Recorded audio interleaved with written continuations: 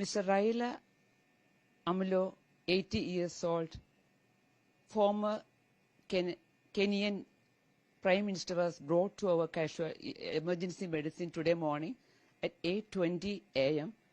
with a history of sudden collapse during his morning walk at Sritariyam, which is a Ayurvedic hospital close to our place. Then itself, they had started CPR, that is cardiorespiratory resuscitation, and he was brought with a CPR, active CPR.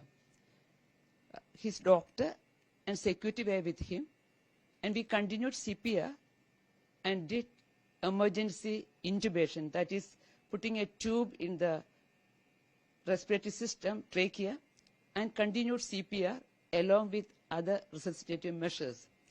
Initially, there was no pulse or BP recordable, even palpation-wise. So after doing intubation with continued CPR, we shifted the patient to our ICU with all the staff and the facilities. In ICU, after some time, we could get some rhythm. On the monitor, it showed ST elevation in the ECG leads, in the anterior leads, plus we could see regional wall motion abnormalities, that is reduced movement of one artery territory, that is LAD territory.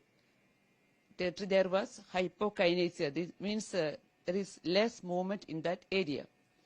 So after stabilizing him with some IV fluid and all, we just give him an injection, that is injection reticulase, for dissolving the clot if it is there in the coronary arteries. And we could see him with the significant edema of the right lower limb, right leg. When whatever information we got from the doctor was, he was a diabetic, hypertensive, chronic kidney disease patient. He had right lower limb DVT, for which he was put on IVC filter. And recently he had a thin subdural hematoma. Last Saturday when it was done, that was almost very thin.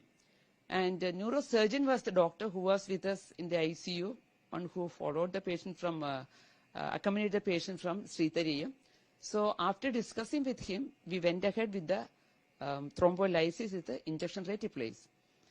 Even we continued CPR, that is from 8 o'clock in Sritariyam till 9:52 in our ICU. With all other ACLS criteria, we continued CPR. In spite of our very sincere, very continued CPR and other measures, we couldn't make him survive. So we are very sorry to inform that he is no more with us, and our very sincere condolence and prayers for his family and for the Kenyan people. That's what happened.